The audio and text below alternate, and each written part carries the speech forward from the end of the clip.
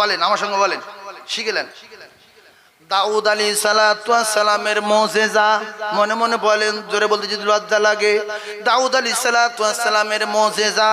সবাই বলেন লোহা। লোহায় কি করত? দাউদ নবী লোহায় হাত দিলে গলে পানি হয়ে যেত। এখন পৃথিবীর সব মাওলানা যদি পীর যদি লোহায় হাত দিয়ে চাপে আর গলে পানি হবে না। দাউদ নবী চলে গেছে, দাউদ নবীর মুজিজা নিয়ে চলে গেছে। মুসা নবীর মুজিজা লাঠি।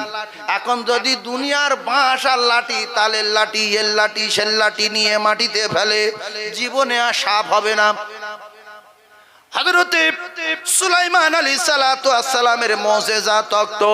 এরকম ইঞ্জিন ছাড়া, স্টিয়ারিং ছাড়া, তেল মোবিল ছাড়া তক্তয় বসে যখন বলতো চলো আফগানিস্তানে যাব, চা করে চলে যেত। চলো একটু ইরাকে যাব, চা করে চলে যেত।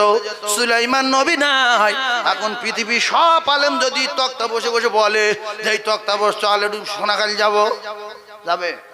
বলবে শুয়ে ঘুমো। সেদিন চলে গেছে, সেদিন চলে গেছে। মায়ের পেটে যদি কেউ অন্ধ বার হয়, কিংবা চোখে যদি অ্যাসিড পড়ে অন্ধ হয়ে যায়, কিতাবে লেখা ঈসা নবীর মুজিজা ছিল, অন্ধ লোকের চোখে হাত বুলিয়ে দেবে, সাথে সাথে চোখ ফিরে পাবে। ঈসা নবী কবরের কাছে যাবে, তোমার বাপের বাপের ডাকলে সোজা উঠে দাঁড়িয়ে কথা বলবে। এখন যদি কেউ কবরের কাছে গিয়ে বলে ওঠো আব্দুল বাপ ওঠো, উঠবে। কিন্তু আমাদের নবীর মুজিজা, আমার আল্লাহ পাকের কোরআন, তার উম্মত জান্নাতুল ফিরদাউসে যাবে বলে তার উম্মতের জন্য আল্লাহর নবীর মুজিজাটা তার উম্মতের কাছে রেখে গেছে। জোরে বলুন, আর একটু জোরে বলুন। এই কোরআনের পাওয়ার দেখেন, এই কোরআনের ক্ষমতা দেখেন। কোরআন শরীফ অনেক আগের কোরআন শরীফ, তখন কোরআনের যা ক্ষমতা ছিল এখন সেই রকম আছে না, হালকা দুর্বল হয়ে গেছে। সেরকম আছে না? কি হচ্ছে এইবার দেখেন, একের পর এক তথ্য। আপনারা জ্ঞানী মানুষ, শিক্ষিত মানুষ, বোঝার চেষ্টা করুন। আপনারা তো প্রত্যেকে জান্নাতে যেতে চান। আচ্ছা কেউ যদি বলে আল্লাহু আকবার, যে আল্লাহ আমি আপনার কাছে দোয়া চাচ্ছি, আল্লাহুম্মা আজিনা মিনান নার, এটা আমি বলতে পারবো না। কেন? আমরা আমাদের জবান বাংলা, ভাষা বাংলা, তো বাংলাতে কথা বলছি যে আল্লাহ আমি জাহান্নামে যাব না। আচ্ছা এই কথাটা আল্লাহর কাছে বললে আল্লাহ বুঝতে পারবে না? পারবে না? না, আল্লাহ আরবিটা ভালো বোঝে না বাংলাটা? সব ভাষা সমান বোঝে। সাপ বললে বুঝতে পারে, গাছ বললে বুঝতে পারে, মাছ বললে বুঝতে পারে। তাহলে আমরা এই ভুলটা করব না কোনোদিন, যে মসজিদে যাব, নামাজ পড়বো। এই যতগুলো মানুষ বসে আছেন 10 জন আমার কথা বুঝলে বোঝেন। রব্বানা আতিনা তাকাব্বাল খাসিরিন, রব্বানা ফাগফির লানা মা ওয়াতানা খাসিরিন। ফেরেশতারা বলছে আরে কি বলে, এতে কিছু বোঝা যাচ্ছে না, উল্টো পাল্টা করছে কোরআন শরীফে, কি হয়? তো আল্লাহ জানে যে আমার বান্দা কে কিরাম, তো কি বলছে আর কি করবো, আর পাগলা লোক বলে ফেলেছে। তাহলে আপনি যে মসজিদে গেলেন আর সালাম ফিরিয়ে দোয়া করছেন, আল্লাহ আমি গুনাহগার, আমি পাপী, বা আমার জান্নাতে দিতে হবে, বা আমার কোনো একটা জায়গায় দিতে হবে, বা আমার জমি জায়গায় দিতে হবে। আপনি যে দোয়াটা করলেন সেটা কোরআন আয়াত ভুল পড়লেন, গুনাহ হলো। আর আপনি কি বলেছেন আপনার জিজ্ঞাসা করলে আপনি বলতে পারবেন না। যদি বললি কি রাস্তা করতে পারবেন, যে আমি যা বলিস আমি বলি তোর বাবার কি? এই কথা ঠিক না ভুল? এই যে বলছে রব্বানা তাকাব্বাল খাসিরিন, রব্বানা আতিনা ফাগফির লানা খাসিরিন, আল্লাহুম্মা রব্বানা লা ইলাহা ইল্লা যালিমিন ফাসতাজাবনা আল খাসিরিন। ফেরেশতারা মানে খুঁজে পাচ্ছে না যে লিখবো কি রে, এটা বলে কি? তাহলে আপনার গুনাহ হবে না? হবে না? এ তো কোরআনের আয়াত, সব ভুল পড়ছেন, গুনাহ হবে তো। এরপরে আপনি কি বললেন কিছু বুঝতে পারলেন না। একটা কথা শোনেন, আসসালামু আলাইকুম ওয়া রাহমাতুল্লাহ, আসসালামু আলাইকুম ওয়া রাহমাতুল্লাহ। যা বলেছেন বলেছেন। আপনি কুলু সূরা বলতে পারেন, লা ইলাহা ইল্লাল্লাহ সুবহানাহু ওয়া তাআলা, আল্লাহুম্মা সাল্লি আলা সাইয়্যিদিনা মুহাম্মদ ওয়া আলা আলি সাইয়্যিদিনা শাফিনা মুহাম্মদ দরুদ ইব্রাহিম, কিংবা আপনি বললেন আশহাদু আল্লা ইলাহা ইল্লাল্লাহ ওয়াহদাহু লা শারীকা লাহ, কিংবা কিছু জানেন না, কিছু বলেননি, দোয়া তো একটা করবেন। আল্লাহুম্মা আমিন। আপনি একা হন আর বাড়ি হন আর মসজিদে পড়েন আর যেখানে পড়েন আল্লাহুম্মা আমিন। আল্লাহ, এই যে নামাজ পড়েছি ভুল ত্রুটি হয়ে গেছে, আপনি আমার ক্ষমা করে দেন। আর আমার মা অসুস্থ, সুস্থ করে দেন। ছেলে মেয়েগুলো স্কুলে পড়ছে, আল্লাহ মাথার ব্রেন তত ভালো না, আপনি তাদের মাথার ব্রেন বাড়িয়ে দেন। মেয়েটা উচ্চ মাধ্যমিক দেবে, আল্লাহর পরীক্ষায় উত্তীর্ণ হওয়ার তৌফিক দেন। আল্লাহ আমার একটা দোকান আছে, আল্লাহ আমার দোকানে বরকত দেন। আল্লাহ জমি আছে 1 বিঘা, চাষে বরকত দেন। আল্লাহ আপনি আমার কবরে আযাব থেকে নাজাত দেবেন, মৌতের কষ্ট আমার দেবেন না, আল্লাহ আমার জান্নাতে দেবেন। লা ইলাহা ইল্লাল্লাহ মুহাম্মাদুর রাসূলুল্লাহ। আপনি যখন বাড়ি যাবেন দেখবেন আপনার মনটা খুব ভালো লাগবে যে আমি নামাজ পড়ে অনেক কিছু চেয়ে এসেছি, কারণ আমি যা বলেছি আমি বুঝতে পেরেছি, আমি যা বলেছি আমি বুঝতে পেরেছি। ছেলের জন্য দোয়া করেছি, মায়ের জন্য দোয়া করেছি, আমি আমার ব্যবসার জন্য দোয়া করেছি, 1 বিঘা জমি চাষ করেছি তার জন্য দোয়া করেছি। আল্লাহ আমার ছেলে ইঞ্জিন ম্যান চালা, প্যান্ট জানাই খুব কম আছে, কদিন বলছে ভাড়াটা হচ্ছে না, আল্লাহ তুমি ওর আল্লাহ ওর বরকত দিও, ওর 2টো প্যাসেঞ্জার দিও। আল্লাহ, আমরা পাগলা লোক, যে যে ভাষায় বলি সেই ভাষায় বলবো। এবারে আল্লাহ যদি বলি যে আল্লাহ তুই আমার ব্যবসায় বরকত দে, তুই আমার জান্নাত দে, এই তুই তুই করে আল্লাহর কসম আল্লাহকে বিউজ্জতি করা যাবে না, কারণ আমি তুই ভাষা জানি। আর কেউ বলছে আল্লাহ আপনি আমার ব্যবসায় বরকত দেন, আপনি আমার হায়াতে বরকত দেন, আপনি আমার ছেলে মেয়ের মাথার ব্রেন বাড়িয়ে দেন, আপনি আমার 2তলা বাড়ি করার তৌফিক দেন, আল্লাহ আমার মদিনায় নিয়ে যাবেন, আল্লাহ টাকা দেন, দেন দেন, আল্লাহ আমার টাকা দাও, আল্লাহ আমার ব্যবসায় বরকত দাও, আল্লাহ আমার ছেলে মেয়ের মাথার ব্রেন বাড়িয়ে দাও, আল্লাহ আমার মা বাপের সুস্থ করে দাও। আর কেউ বলছে আল্লাহ আমার বরকত দিস, ছেলে মেয়ের মাথার ব্রেন বেরিয়ে দিস, আমার জমি চাষ করার টাকা দিস, 2তলা বাড়ি করার টাকা দিস। আল্লাহ বলছে যে ভাষায় ডাকবি আমি সেই ভাষায় সাড়া দেবো। সুবহানাল্লাহ বলে। এবার কেউ যদি ইংলিশ বলে, আল্লাহ হয়তো হালকা বুঝবে নাকি, বলে ইংলিশ একটু কম বোঝে নাকি, সব ভাষা সমান বোঝে, সবকিছু ছাড়া সবকিছু জানেন, তিনি হলেন আমার আল্লাহ। জোরে বলেন সুবহানাল্লাহ, আর একবার বলেন সুবহানাল্লাহ। তাহলে আমরা তুই তুই করে আল্লাহর নিচু করতে পারবো না, আপনি আপনি করে আল্লাহর সম্মান বাড়াতে পারবো না, কারণ সবকিছু ছাড়া সবকিছু যিনি পারেন তিনি হলেন আমার আল্লাহ। জোরে সুবহানাল্লাহ বলেন। তাহলে আজ থেকে নিয়ত করুন যে ভাষা আমরা জানি না, সেই ভাষা বলতে গিয়ে, কোরআনের আয়াত বলতে গিয়ে যদি উল্টো বলি, একটা মাঝখানে লব্জ ছেড়ে দেই, তাহলে আমার ওজন গোনা হবে। সুতরাং আমি আল্লাহকে বলবো আল্লাহ আপনি আমার শরীরটা সুস্থ করে দেন, আমার মা 3 দিন অসুস্থ, আমার মাকে সুস্থ করে দেন। আল্লাহ ডাক্তার বাড়ি ভর্তি করেছি, আল্লাহ ডাক্তারের রোগ সারাতে পারবে না আর ঔষধের রোগ সারবে না, আপনার যতক্ষণ অর্ডার হবে আল্লাহ আপনি আমার মাকে সুস্থ করে দেন। আর না তো আপনি মসজিদে গেলেন আসসালামু আলাইকুম আসসালামু আলাইকুম রব্বানা তাকাব্বাল খাসিরিন রব্বানা আতিনা হাসানা খাসিরিন লা ইলাহা ইল্লাল্লাহ মুহাম্মাদুর রাসূলুল্লাহ, কি বলেছি? ওজন গোনা হবে তো, এই গোনা হবে না, হবে না। সেই জন্য মসজিদে কিছু লোক যায় নেকি করতে, আর কিছু লোকের মানে মাথায় গজব পড়ে না বলে এরা মসজিদে যায় মাথায় গজব ফেলতে। যে ব্যবসায় যত লাভ সে ব্যবসায় তত ক্ষতি। ছোট্ট মিসাল দিচ্ছি, এইটার চারিদিকে চারিদিকে চারিদিকে পাকা বাড়ির দেয়াল তৈরি করা হয়েছে, আর এই দেয়ালে প্লাস্টার করার জন্য একটা মিস্ত্রি ধরা হয়েছে। ওই মিস্ত্রি শুধু একটা শিলনোড়া নিয়ে প্লাস্টার করতে এসেছে। ভাই ও ঠিক করতে পারবে? জোরে বলে শিলনোড়া। তা মালিক বলছে হ্যাঁ তুই তোর কাজের জন্য ডেকিস, তাই তুই শুধু শিলনোড়া নিস কেন? বলছে আমি আরে মিস্ত্রি সব লাইন করে দেবো। ও বাপ দেখছে এখানে গর্ত রয়েছে, ওখানে উঁচু, ওখানে নিচু, শিলনোড়া কত সারবে?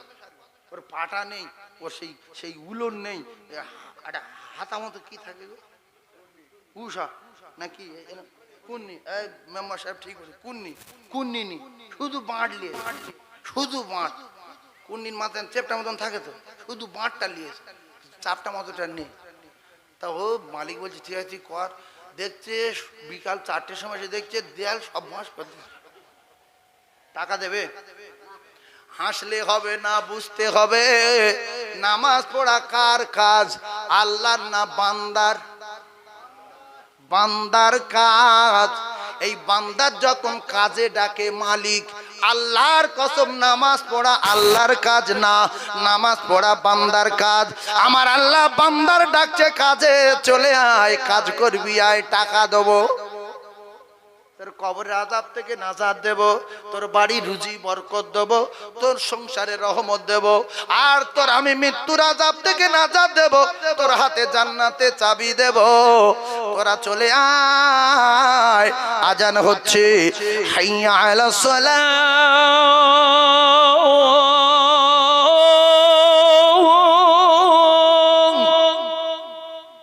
ভাইরা আমার, এইবারে মালিক যখন গোলামদের কাজে ডাকলো, শুধু একটা শিলনোড়া নিয়ে কাজ করতে যাচ্ছে, পাটা নেই, এরকম দেয়ালে মারে মাথায় সেই আপনার কিনা পাটের ঝাড়ু, পাটের ঝাড়ু সেও নেই, কুশো নেই, কিচ্ছু নেই।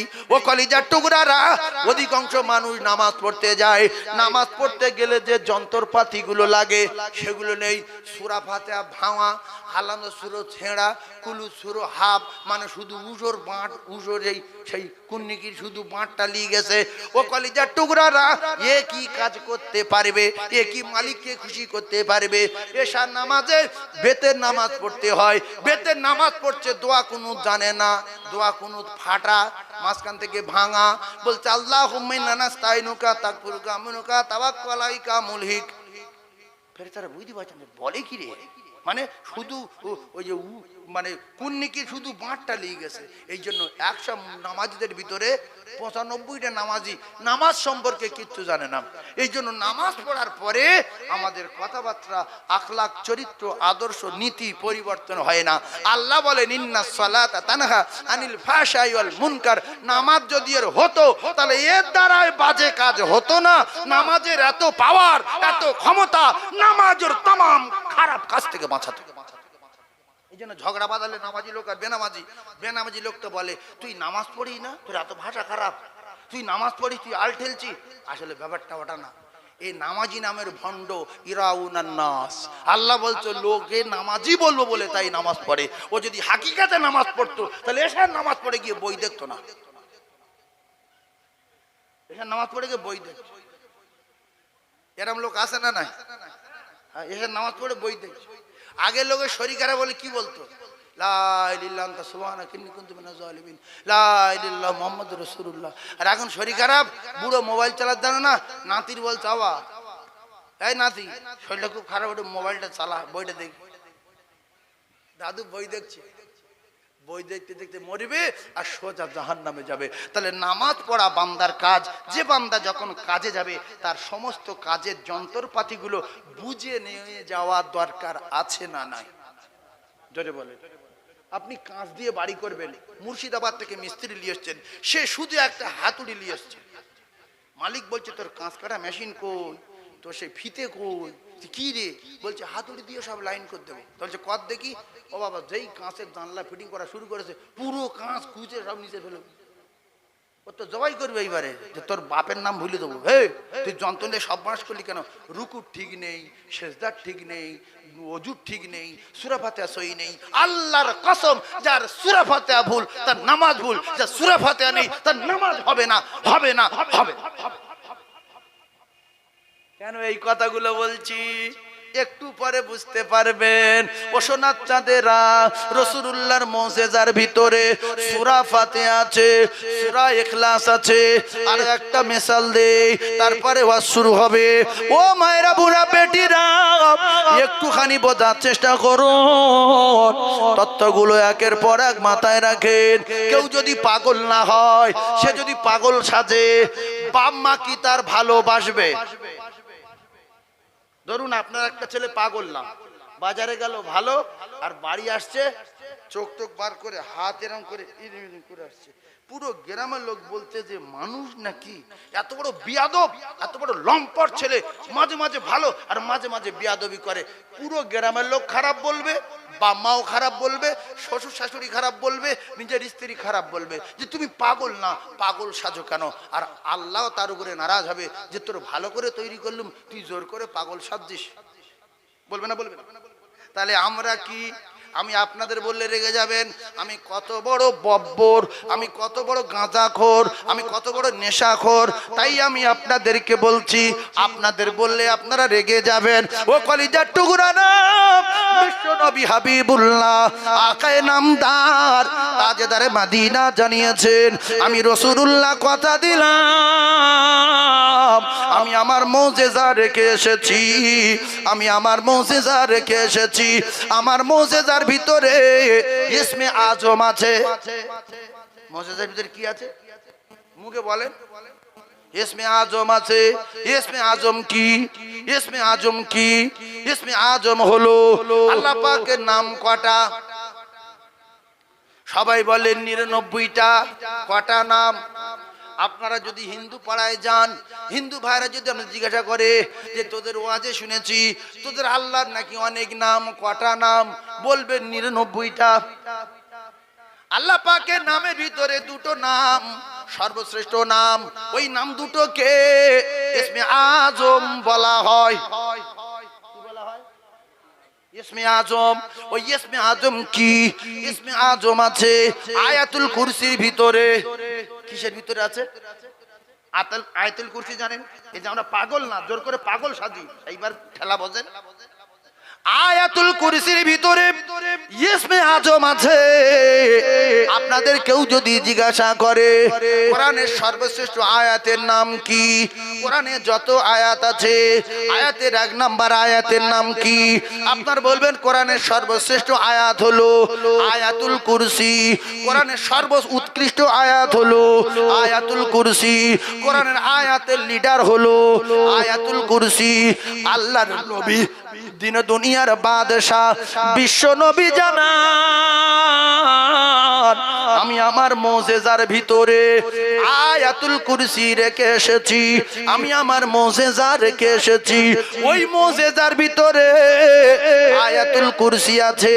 আমার উম্মত যদি প্রত্যেকে জান্নাতে যেতে চায় তাহলে আমার মুজিজা ফলো করবে।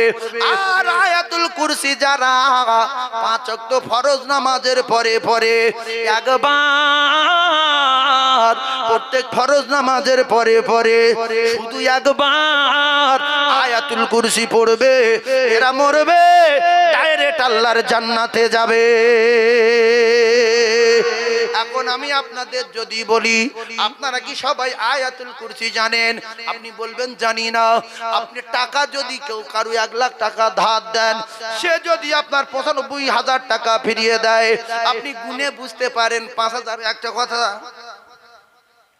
অধিকাংশ জ্ঞানী লোক যারা, আমরা যাদের জ্ঞানী ভাবি, বুদ্ধিজীবী ভাবি, মেম্বার, মাতব্বর, leader, MLA, MP, police, IPS, lawyer, জজ, উকিল, ব্যারিস্টার, মাস্টার, ডাক্তার, এইসব জায়গায় দেখবেন কম।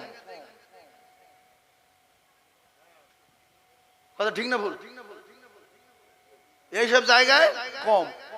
মসজিদে দেখবেন কম।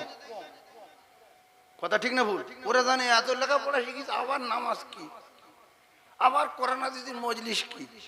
আমার তো পাকা বাড়ি, আমার প্যারিস করা, আমার এসি আছে। আল্লাহর কসম, দুনিয়ার এসি, দুনিয়ার বাড়ি, দুনিয়ার প্যারিস, দুনিয়ার পুট্টি জান্নাতের তুলনায় কিচ্ছু না। জান্নাতের তুলনায় কিচ্ছু না। এগুলো আমাদের বোঝার ভুল। তো এই সমস্ত জায়গায় জ্ঞানী মানুষগুলো যারা আমরা সমাজে যাদের জ্ঞানী ভাবি, বড় ভাবি, তারা আসে না, না তারা কম। কথা ঠিক না বলবো? এরপরে মাদ্রাসায় দেখবেন ওই সমস্ত জ্ঞানী মানুষদের ছেলে মেয়ে কম। মাদ্রাসা জিজ্ঞেস করবেন তোর বাপ কি করে রে? ভ্যান চালায়। তোর বাপ ভিক করে। তোর বাপ মাটি কাটে। তোর বাপ ঠেলা ঠেলে। তোর বাপ ভ্যান চালায়। তোর বাপ টোটো চালায়। তোর বাপ ইঞ্জিন ম্যান। তোর বাপ মুটে। তোর বাপ মরে গেছে। তোর মা পেলিয়েছে। মানে ওর বাপ মরে গেছে, মা পেলিয়েছে। ও বাচ্চা ছেলে সত্য কথা বলেছে যে তোর বাপ মরে গেছে, তোর মা পেলিয়েছে। তার মানে ও ঠিক বলেছে। ওর মা এ যখন বড় হয়েছে অন্যজন সে ঠিক করে রেখেছিল যে বাচ্চাটা মাদ্রাসায় দেবো, তোর সঙ্গে চলে যাবো। আর ওর মা বাবার বলে গেছে যে তুই নানি আর নানা বেঁচে আস, যদি দেখিস আমার তো ঘর সংসার করতে হবে, এর জন্য আর 6 বছর বসে আস। ওর জ্ঞান নিয়ে ও সত্য কথা বলেছে। লক্ষ্য করে দেখবেন, কেউ বলছে না আমার বাপ প্রধান, আমার বাপ এমএলএ, আমার বাপ আইপিএস, আমার বাপ ডক্টর, আমার বাপ মাস্টার, আমার বাপের 4টে ফ্ল্যাট আছে, আমার বাপের 7টা লরি আছে। এরা এত কাঁচা কাজ করে না, এগুলো কাঁচা কাজ। কোরআন হাদিসের কাজ কাঁচা কাজ। এ কাজ কাঁচা না পাকা, একের পর এক তত্ত্ব দেব। আমার কলিজার টুকরা মুমিন, আমার ওয়াজ শুনে কিছু মানুষ রেগে যায় যে এতে আসা উচিত হয়নি, এতে খুব বাজে বাজে কথা বলছে। আমার ওয়াজ শুনে যদি রেগে কিছু মানুষ না যায়, তাহলে আমার ঠিকানা হবে জাহান্নাম। কারণ নবীর ওয়াজ শুনে মানুষ রেগে যেত। কেউ বলতে হয় ভণ্ডর ওয়াজ শুনিনি, বলতে হয় চিটিংবাজ, বলতে হয় জাদুকর, মিথ্যাবাদী। এর মধ্য দিয়ে যারা মেনে নিয়েছে, আল্লাহর কসম তারা সবকটা জান্নাতি। সুবহানাল্লাহ বলেন, জোরে বলেন। কোন সাহাবী জাহান্নামে যাবে? আর সাহাবীকে নুজুম, রাসূল বলেছেন আমার প্রত্যেকটা সাহাবী উজ্জ্বল নক্ষত্র, বিআইহি মিকদাইতু মিহদাইতু, বরং তোমরা স্মরণ করবে তো হেদায়েত গ্যারান্টি। এর মধ্য দিয়ে যারা জ্ঞানী ছিল, আবু জেহেল ও বিরাট জ্ঞানী, বিরাট মস্তান, বিরাট টাকাওয়ালা, বিরাট পান্ডা, মক্কার বিরাট গুন্ডা, ওর কুকুরের মতো মরেছে না মরেনি? জোরে বলেন। আর হযরতে আবু বকর সিদ্দিক রাদিয়াল্লাহু তাআলা আনহু, তিনি মক্কাতুল মুআজ্জামার জমিনে সর্বপ্রথম রাসূলুল্লাহকে নবী বলে, পয়গম্বর বলে যখন মেনে নিল, যে লোক জাদুকর না, এ লোক মিথ্যাবাদী না, এ লোক ধোঁকাবাজ না, এ লোক চিটিংবাজ না, এ লোক আল্লাহর পাঠানো পয়গম্বর মেনে নিলাম, সেই মানুষটা পৃথিবীর 1 নম্বর ইমানদার। এবং পৃথিবীর মানুষ যত মানুষ জান্নাতে যাবে, সর্বপ্রথম আবু বকর সিদ্দিক জান্নাতে কদম রাখবে। সুবহানাল্লাহ। এই জন্য আপনাদের কাছে বলছি, আপনারা যারা কবর বিশ্বাস করেন, মরে যাব বিশ্বাস করেন, আগের চেয়ে এখন ক্ষমতা কমে গেছে বিশ্বাস করেন, এরপরে মৃত্যু হবে, কারণ আপনার দাদু বেঁচে নেই, আপনার দাদিমা বেঁচে নেই, আপনার দাদুর বাবও মারা গেছে, আপনিও মারা যাবেন, যদি বিশ্বাস করেন তো আল উলামা ওয়ারাসাতুল আম্বিয়া, আলেমদের প্রচন্ড ভালোবাসেন। কারণ রাসূলুল্লাহ বলেছেন আমার পরে আলেমরা, এরা হলো আমি রাসূল আমার ওয়ারিস। রাসূলুল্লাহ কোনোদিন বানিয়ে কথা বলেননি, সাজিয়ে কথা বলেননি। আল্লাহ পাক যে কথাগুলো বলতে বলেছেন, বিশ্ব নবী সেই কথাগুলো বলেছেন। তাহলে এখন ভালোবাসবে কাদের? আলেমদের। আলেমদের সোহবত নেন, রাসূলুল্লাহ সাহাবীদের মতো আল্লাহর জান্নাতে যাবেন। আর যদি গরম দেখান, নমরুদ ফুটে গেছে, হামান ফুটে গেছে, কারুন ফুটে গেছে, সাদ্দাত ফুটে গেছে, আবরা ফুটে গেছে। আর এখন যারা টাকার বলে, অসম্ভব বুদ্ধির বলে, যোগ্যতার বলে, বংশের বলে, আল উলামা ওয়ারাসাতুল আম্বিয়া, আলেমদের অপমান করবে, আলেমদের বিদ্রুতি করবে, আল্লাহ পাক নমরুদ, হামান, সাদ্দাত, কারুনের মতো তাদেরও ব্যবস্থা করবে। যেহেতু নবী আর আসবে না, এজন্য রাসূলুল্লাহ বলেন তোমরা আলেমের দোয়া লাও, আলেমের সালাম দাও, আলেমের কাছে দোয়া লাও, আলেমের সোহবত লাও, আলেমের কাছে দোয়া লেওয়া, আমি রাসূলুল্লাহ আমার কাছে দোয়া লেওয়া। এজন্য আলেম সব জায়গায় হয় না। মাস্টার আছে বাড়িতে, ডাক্তার আছে বাড়িতে, লয়ার আছে বাড়িতে, কিন্তু মাওলানা নেই বাড়িতে। এরকম বাড়ি আছে না নাই? এটা তো রাসূলুল্লাহর ওয়ারিস, এরা ওয়ারাসাতুল আম্বিয়া, আম্বিয়া, আম্বিয়াদের ওয়ারিস। সুবহানাল্লাহ বলেন, সুবহানাল্লাহ বলেন। কিয়ামত পর্যন্ত আর একজন নবী আসবে, জোরে বলেন আসবে। যে যদি কেউ বলে আসবে, তাহলে এর নমরুদের মতো মৃত্যু হবে। গ্যারান্টি দিয়ে বলবেন নবী আসবে না। কেউ যদি বলে অমুক গ্রামে একটা নবী আসছে, আপনি প্রমাণ চাইবেন না, বিনা প্রমাণে বলবেন নবী না, ও কাফের। কেউ যদি নবী তো আসবে না, কেউ যদি নবী দাবি করে যে আমি নবী, তাহলে সে নবী না কাফের? জোরে বলেন, কাফের। এদের নবী ওর প্রমাণ চাইবে যে সব কাফের। অনেক লোক বলে আচ্ছা তাহলে তুমি প্রমাণ দেখাও। এখন সে হয়তো জাদু শিখেছে, জাদু করে একটা কিছু করলো, তো তার মানা যাবে না। এক কথায় দিলে রাখতে হবে, এখন ওয়ারাসাতুল আম্বিয়া হলো আলেমরা। যেহেতু রাসূলুল্লাহ বলেছেন ইন্নামা বুইস্তু মুআল্লিমান, আল্লাহ রাসূলকে আমার আল্লাহ तमाम মানবের শিক্ষক হিসেবে পাঠিয়েছে। সুবহানাল্লাহ বলেন। এইবারে সেই শিক্ষকের কথা যারা অস্বীকার করবে, আল্লাহর তরফ থেকে তাদের উপরে লানত আর গজব আসবে। সেই জন্য এখন দেখবেন ওই নমরুদ হামান কারণের মতো একদল মানুষ আলেমদের উপরে অত্যাচার করছে। আলেমরা যেন সমাজের সবচেয়ে খারাপ আর নিচু আর সবচেয়ে এরা নিকৃষ্ট এক শ্রেণীর মানুষের কাছে, আবার একদল মানুষ রাসূলুল্লাহর মতো আলেমদের ভালোবাসে, তার ডেকে খাওয়ায় যে মানুষ আমার বাড়ি একসাথে খেয়ে যান, মানুষের উঠে আমার বাড়ি দোয়া করেন। এরকম মানুষ আছে না নাই? এইবারে শোনেন।